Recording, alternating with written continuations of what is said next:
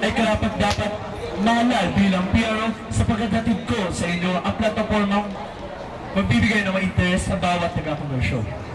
During the start of the school year, I had many plans, and to serve the student council wasn't a part of it.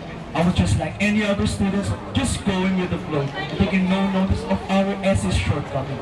But I have realized that that is something we shouldn't ignore. Isang magandang hapon po, Kapwa Komersyo.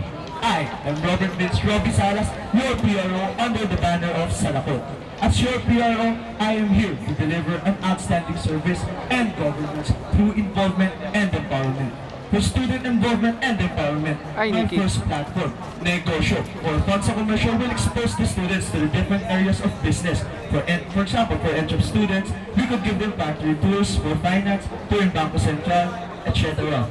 This would help the students be familiar with the environment of their respective majors. My second platform, Power Workshops, will not only cater the interests of students. Once again, I am Robert Vince Roby Salas, your PRO under the banner of Salakot. Thank you.